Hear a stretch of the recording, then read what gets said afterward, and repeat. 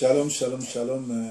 Naïbi que vous a ébélé, branché sur Sentinelle TV et sur Facebook. Il y a les messagers Proverbe 30-30, pasteur Didier Songo, pasteur Dibota Songo, pasteur Didier Formé à la Takala, à Malatakala pour les intimes. Tous allez bongo pour célébrer Sainte Seine parce que tous allez bongo na katia festivité à Pâques. Pâques où ils allaient fête monene yesolwi bo salakango pona kokanisa kangai. En fait, le lot toujours célébrer Pâques. Bamsu ba ko sala ngolo bi dimanche, bamsu ba ko sala lelo. Ils dépendent par rapport à doctrine à moko na moko, par rapport à connaissance à moko na moko na parole, par rapport à kondima moko na moko. Alors bino ba o bokoti nzambe nanga pambola bino chaque samedi bolanda ka les messagers pour 30-30. Et na kosenga na bino abo partager vidéo oyo ko bandeko mingi oyo bazali kolanda biso te ou ba kolanda biso na retard ba zwango examala. En fait, toujours que nous parler na Pâques. Normalement bato ba pesa kombo Pâques pour na robebisa kondima bato te na boyi ko kota na connaissance makasi. Normalement fallait pas ba benga ngo Pâques, fallait ba benga ngo crossover. Passer de l'autre côté. Parce que normalement, tout ça a deux sortes à Pâques. Tout ça a premier Pâques où ils allaient bongo sorti avant Israël avec Moïse na Égypte pour na na Cana où yo Nzambe aïe que ça bango que bo mamwa na impate bo zo makila bo pakola na balenton na fenêtre banda kuna na ba porte parce que na butu l'exterminateur va passer pour exterminer tous les premiers-nés. Il y a Pharaon, c'est-à-dire il y a Égyptien, parce que Pharaon a menacé que Moïse a lobby. Le col a eu aussi na Israël babima. Yo Moïse n'a que terminé ba premier né nyo surtout ya bana Israël. Yango nzamba balusa ki yango izongela ki bango. Ce sont les premiers nés. Il y a ndako ya Pharaon de batu bakufa ki banda na mutu ya se.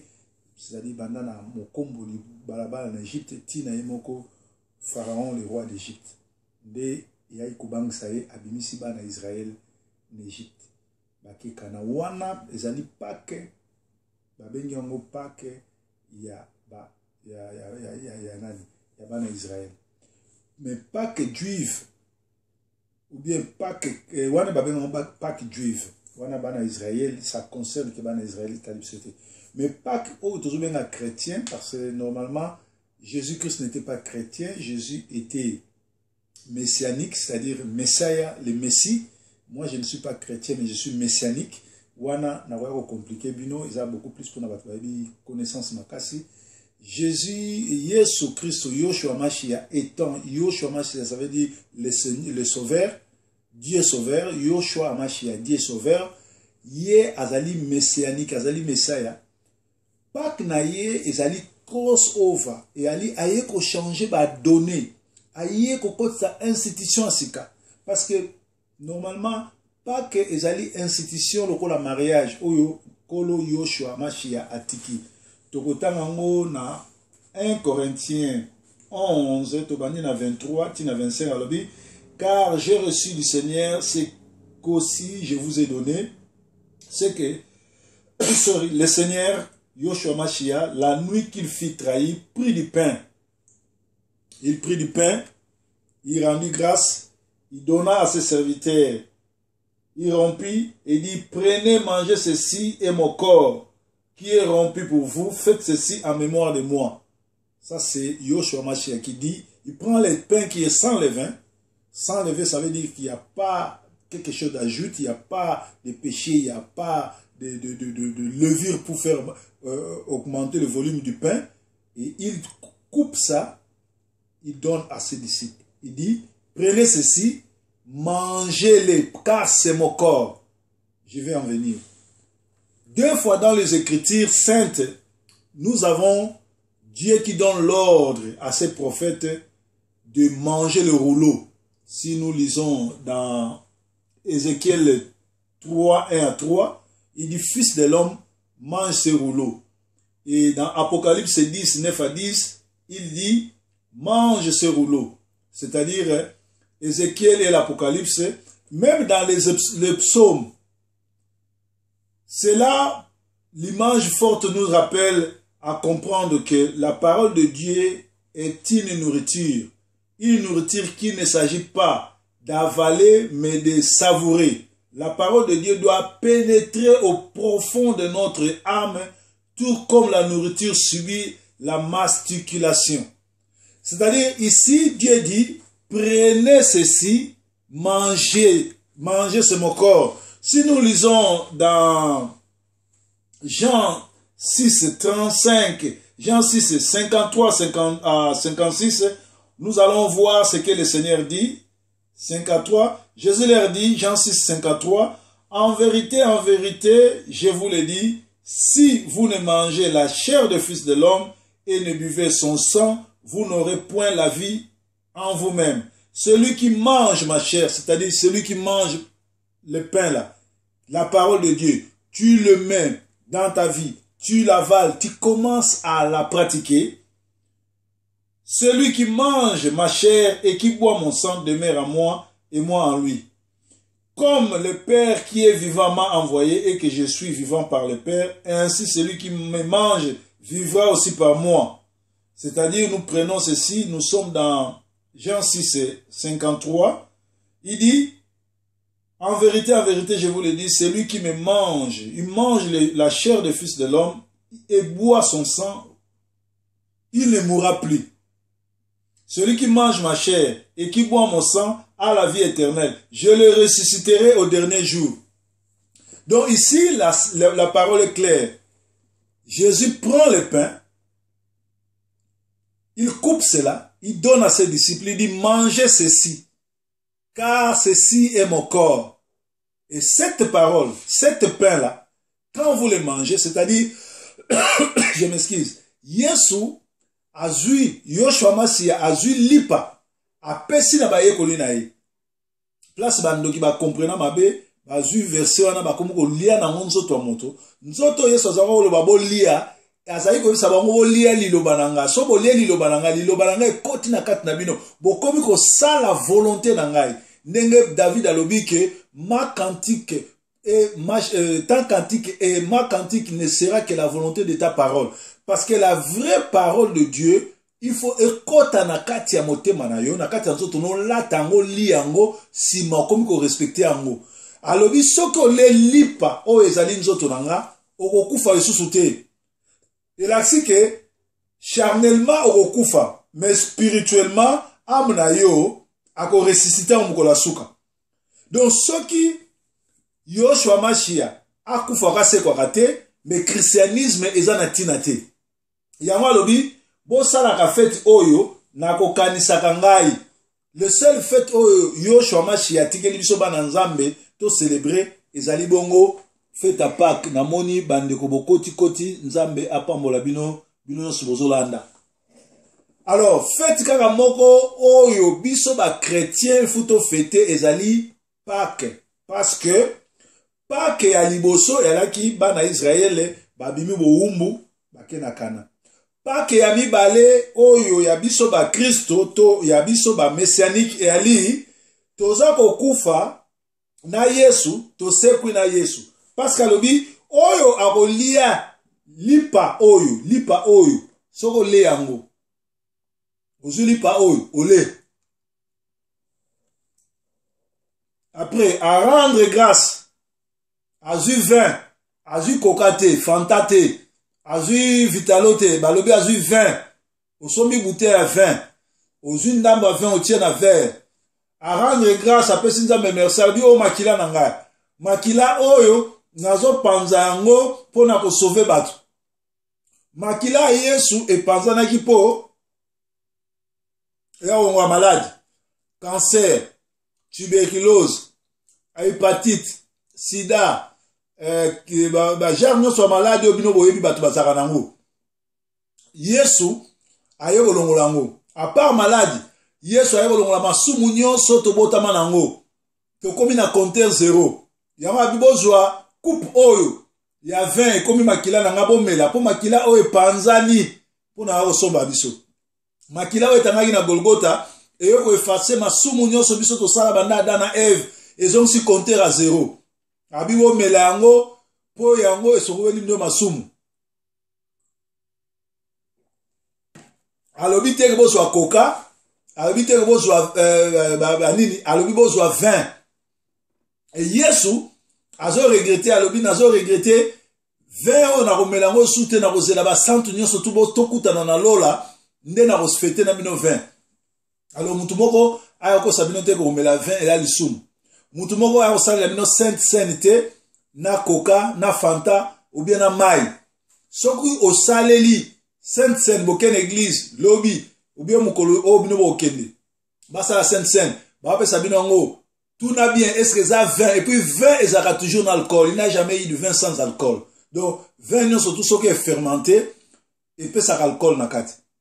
Même la fête, il y a mariage, na Cana, Jésus a transféré, nani, a sali, miracle, ya ko balola, mai, a commission vin. Donc, faut tout na pasteur, est-ce que ça dit 20? Ce que ça 20, ça coca, ça ni. Ça dit, bon, ça côté mais la volonté en Zambie. Ah ouais, ça problème dans ça 20 anité, mais tu as expliqué que, Sainte-Seine, Bible Zoloba, si vous mangez pas la chair du Fils de l'homme, et si vous ne buvez pas ce sang, vous n'aurez point la vie. Et celui qui mange et boit à la vie éternelle, et moi, je les ressusciterai les jours de la mort. Talatina oyo, tu célébrer Pâques yangwana. Tu célébrer Pâques au babengi crossover. Au babengi en anglais crossover. En français, là, c'est passer de l'autre côté. C'est-à-dire, aux alaki, mupagano, oyambi Yesu, comme Seigneur, lilobanaye et kotikati na yo. Okomi ko vivre lilobanaye. Okomi ko sale la lilobanaye.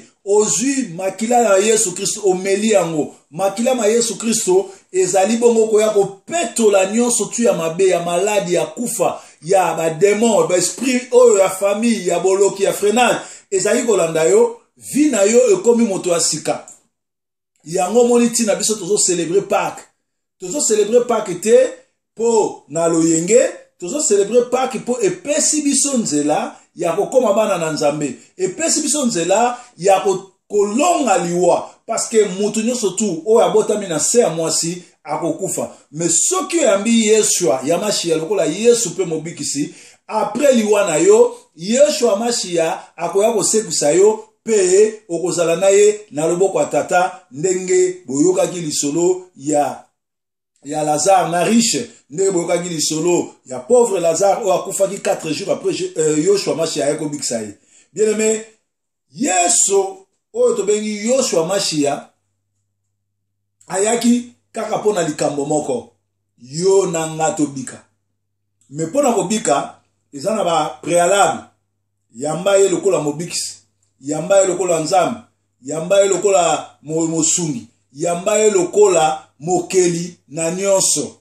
Yango mokolo na Pâques Yoshua Mashia merci na bino nyonso bokoti Nzambe nanga pambola bino bo partager Christo Longo Nzamba pambola yo pa sozo landa na bana na mibale Nzamba pambola bino biso ba chrétien to ba Christo to fetaka kaka fete moko soki to kei na Matthieu 26 tukutanga ngo na Matthieu 26 awa Matthieu 26 azoyeb sabiso Matthieu 26 azoyeb sabiso tozotanga na komona Yesu Kristo Matthieu 26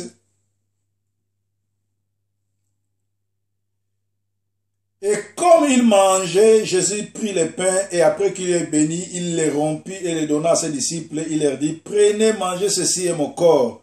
Puis ayant pris la coupe et béni Dieu, il leur donna en disant, buvez-en tous, car ceci est mon sang, le sang de nouvelle alliance, qui est répandu pour plusieurs en rémission de vos péchés. Alléluia. Coupe ya vin, ils ont représenté le sang de Jésus.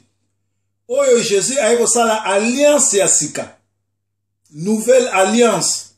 Liboso asala alliance na batata na biso. Sima eu la alliance na ba prophète na ye. Siko aye kosala alliance na peuple na ye. Abino aye kosala alliance na bino. Afin que oyo nyonso tu akomela coupe oyo. Masumu na ye nyonso ekozala pardonner.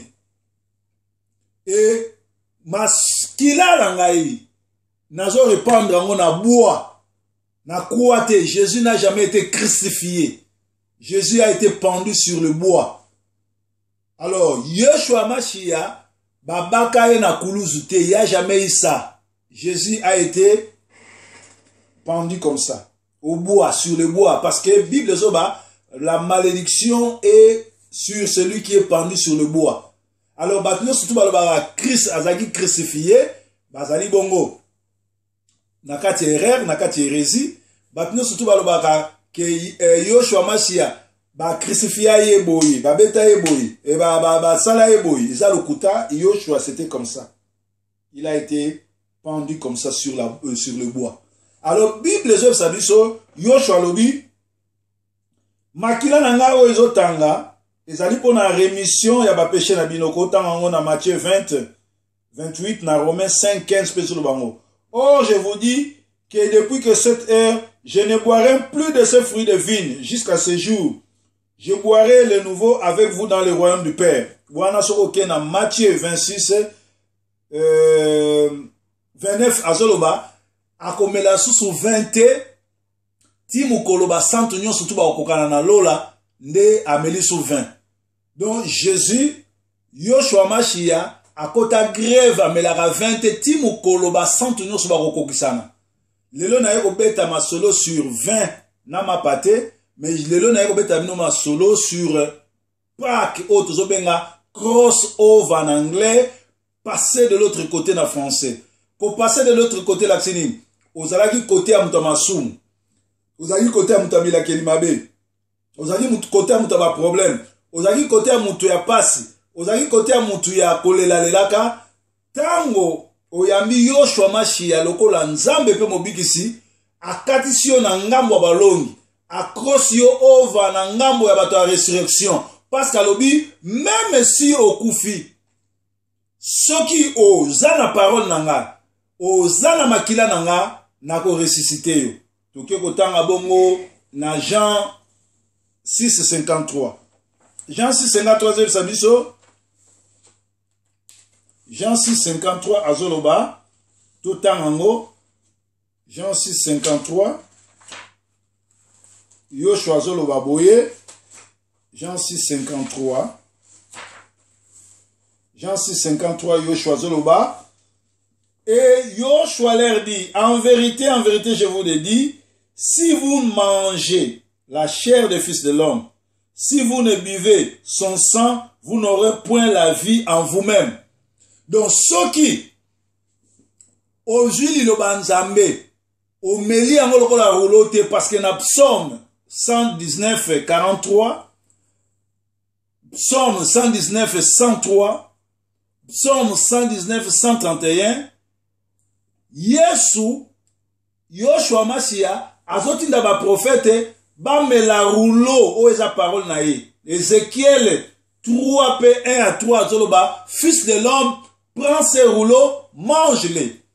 Rouleau, c'est la parole de Dieu.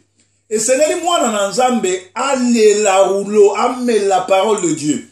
Ce qu'on me dit, parole de Dieu, esprit ezakana katia parole de Dieu, le Saint-Esprit de Dieu, et ko banda ko yako révéler yo makambo, et ko banda ko yako fongola yo makambo, et ko banda ko yako chichi yo, babengaka ye bongo le directeur de la conscience, ako banda ko yako chichi yo, parce que liloba na Nzambe ezakati na motema na yo.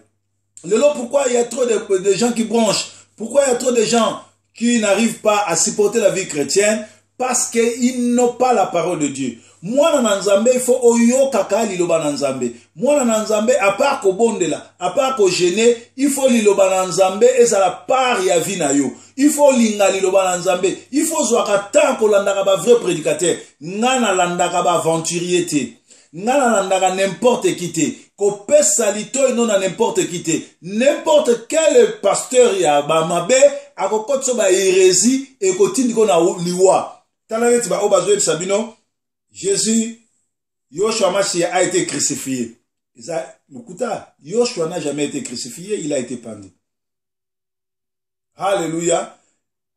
Alléluia. Yango Yoshua Mashiach lobi.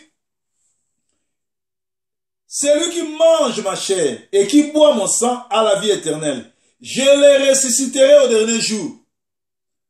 Donc, a eloko makasi, tozo fêté Pâques, to crossover, parce que tozo na espérance que atanzo to ekufi, molimo nanga ekosekwa. Molimo nanga mukolo asuka, mukolo akozwango na kokende. Yango biso bana na Nzambe tobanga liwa te liwa eza gain tobanga liwa te parce que liwa ezali litabisi pona mosantu liwa ezali mostabisi pona moyengebeni enzela malama kokutana na nkolo ezali nzela akufa soki moyengebeni akufi ezali fête parce que kokutana na nkolo mais problème makasi ali est-ce que akufi na kati na boyesu est-ce que akufi na kati ya bosolo est-ce akufi ase repentaki est-ce akufi atikaki masumu soki muto akufi atikaki masumu tokosala fete parce que soki muto akufi aza na kati ya masumu akena tourment ata bobengi ba pasteur nyonso to ya mokili baye kokumisa ye basali beloge ndenge biso ba congolais tokotisaka bato na lola na nko bokoki kokoma repose en paix mutu wana akotikala kozala jamais en paix yango ngai lokola naza Nzambe te ezaka pasi pona komaso muta kufi repose en paix na komaka mes sincères condoléances na komaka je regrette pour sa mort na komaka famille soyez courageux na tika jamais kokoma repose en paix parce que yo kokoma repose en paix sur quelle base oza na témoignage te oyebite si le monsieur est mort dans le Seigneur parce que ce qu'a kufi dans le Seigneur te ata botie l'église bosali bakit bosali banyoso abandi tourment wana parce que Dieu est le Dieu des vivants. Quand tu es vivant, c'est le moment de rencontrer le Seigneur, c'est le moment de faire l'alliance avec lui parce que dès que tu meurs, même si on appelait tous les saints pour venir prier pour toi, Dieu n'écoute pas la prière de ceux qui sont morts. Alléluia. Alléluia. Merci Nabino Nyosotu Bokoti. Nzambe nanga amonabino. Nzambe nanga zanabino bo partager et vous amalam. Toujours parler sur crossover, passer de l'autre côté, ou bino benga Pâques. Nga na benga ango Pâques. Na benga ango passer de l'autre côté. Parce que tout dans deux sortes à Pâques. Pâques ya liboso, ba o balanda biso ne bandeli, ezali fête ya ba juif. Bazaki na boumbu plus de 400 ans en Égypte. Nzamba tindi Moïse aye ko libérer bango. Babimi en Égypte, Moïse, abimisi bango bakekana, wana premier Pâques. Mais biso ba oyo tozali bongo ba Christo. Navma nazaka mo Christo te, mais nazaka messianique. Parce que Yesu Christo yemoko azalaki mo Christo te, azalaki messianique. Messia elaksi, Dieu qui sauve, Yoshua, oyo azo sauver. Et ngai nazalaka messianique, c'est-à-dire nazalaka Nzambe oyo azo sauver.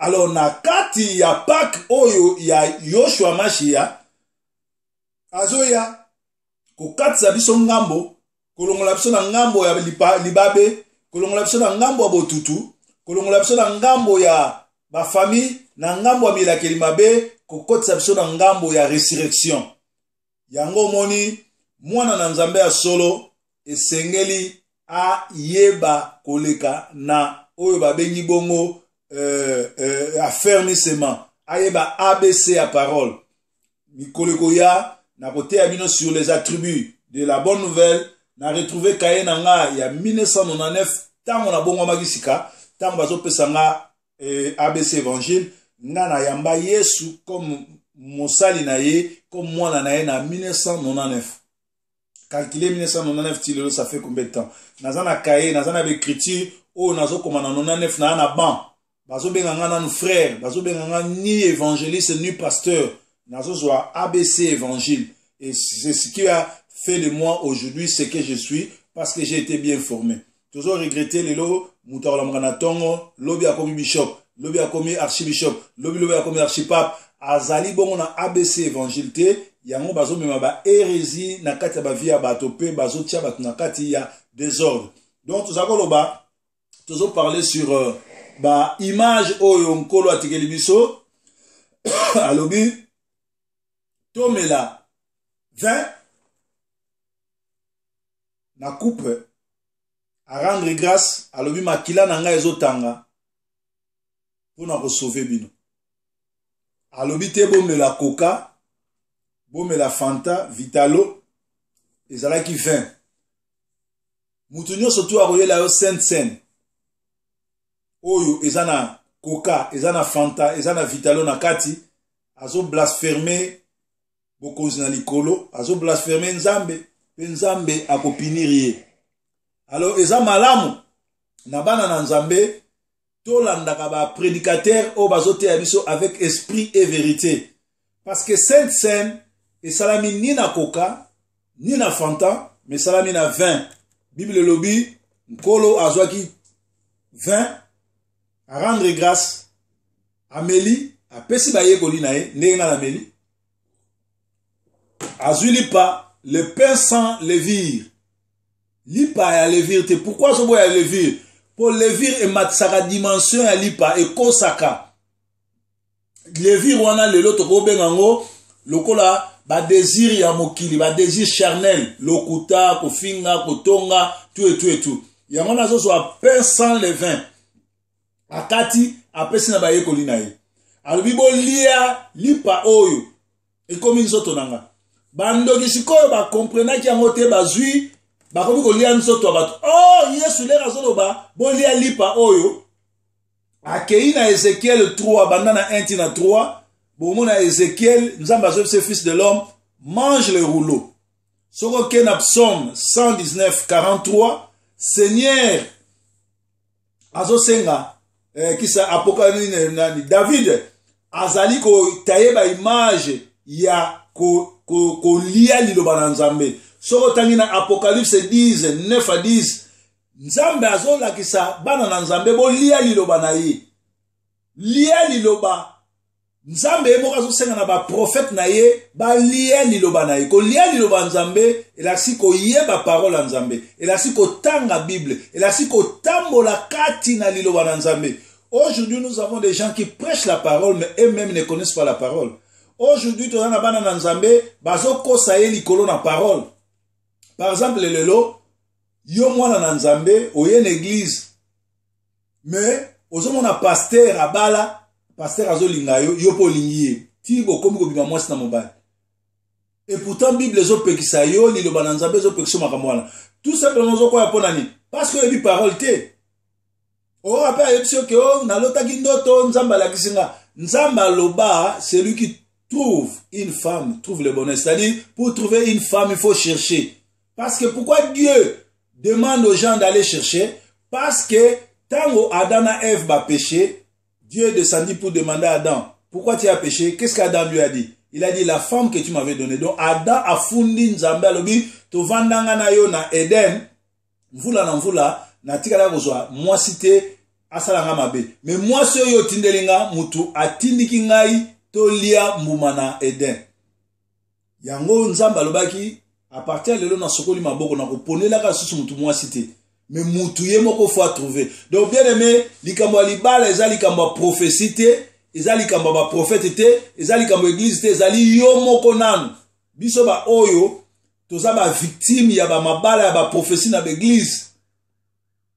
Alléluia. Likolo to na ko bala ba mabala ya ba prophétie na l'église, lelo to ko ba divorcer to bali basi mususu, lelo ba na biso mususu, bazana banda kute bali banda likolo, ba malatre na bango ba nyokola ki bango. Ba yaki na ba prophétie église ya lokuta po bazwa position en réalité bazalaki na lien mon côté ya bolingo na kati na mutu. Alléluia. Donc tozolo ba sur Pâques o ezali fête Jésus Yoshua Machia atiki ya biso to sala kango pona ko kanisaka ye. Nga na vie na nga na fête anniversaire na ngate naza contre ba fête angote nga na fête ka Pâques. Donc lelo nde bomo na nga boye na tango ya Bible bana Israël bazao fêter Pâques ndenge bazako lia mwana ya agneau mwana ya mpate c'est-à-dire mwana ya meme batieye na bandunda donc lelo nga nalali nalambi meme natia ndunda na kati natie tomate ya mobeso tomate ya mbuma na lait pona za na régime moyen ali ba tomate oyo écrémé na lait tomate ya mbuma na lambi yango na lait pe na olia bongo ndenge wana ndenge bana Israël baza kolia vin na yo pembeni alors lokolo ezali fête ya Nzambe atikela biso yoza malamu lobi osombi mwana ya mpate osombi meme olambi yango otie ndunda ole ozui vin okumisi Nzambe ole na bana c'est ça célébrer la Pâque à part ça au sengete makila ma Yesu oyo etangaki na Golgotha et purifier corps âme et esprit na yo et purifier corps âme et esprit ya bana na yo et chaque fois tango zolalaka na butu zalaka na bitide osengaka makila ma Yesu et purifier corps âme esprit na yo na ya bana na yo imagine toi mukolo bakangaka Yoshua Mashia Yesu ezalaka na bandi moko azalaka pe na prison kone Barabas batuni ba juif tozana Barabas awa tozana Yoshua Mashia totika binonani balobi tika Barabas akende batuni bango bongo Yoshua Mashia bolingi bosala nini ba juif bazobaki tolingi o boma ye makila na yetanga likolo na biso pe ya bana na biso parce que ces gens-là savaient que le sang de Yoshua Mashia allait purifier leur corps et l'esprit de leurs enfants. Donc faut sengaka makila ma Yesu et purifier corps na yo, âme na yo, ya bana na yo, na mobali na yo. Parce que mukolo wana sur le bois, kolo azolobake makila oyo avant que Nekozala pendu, parce qu'il n'a jamais été crucifié, alors makila nanga nazo tangisango pour na ko purifier bino, pour na ko longola bino ba péché. Alors yo moko pe fo utiliser soko yebi parole mais la Bible lokola rouleau o bano senga ke makila o etangaki na Golgotha, makila ya Yoshua Mashia et purifier ngai bana nanga na mobali nanga parce que tozala ba péché mususu to héritaka na sang. Bénédiction nanga et que neti na 4e génération do bana nanga bana nanga bana ya bana nanga na bana nanga do ba kokolo nanga ba kozala béni likolo nanga. Imaginez-vous soyez na kindoki lelo na kopesa kindoki pa bana nanga ou bien na kopesa kindoki pa ba koko nanga ba kotika na kopesa kindoki na ba koko na bango mais lokola naza mosali na Nzambe nazala vivant mukolo na kokufa na kotika bénédiction na bana nanga bakoko nanga na bakokolo ya bakoko nanga c'est-à-dire bakozala béni à travers nga biso le doso toza béni c'est à travers Abraham o azaki koko na biso par la foi ye apamboli biso tobimi ba génération nous sommes bénis yango eza malamu yope à travers butu pe moi chaque jour tongo nyonso butu nyonso sengaka le sang de l'agneau le sang de Yoshua Mashia et purifier corps âme esprit na yo et purifier corps âme esprit abana na yo.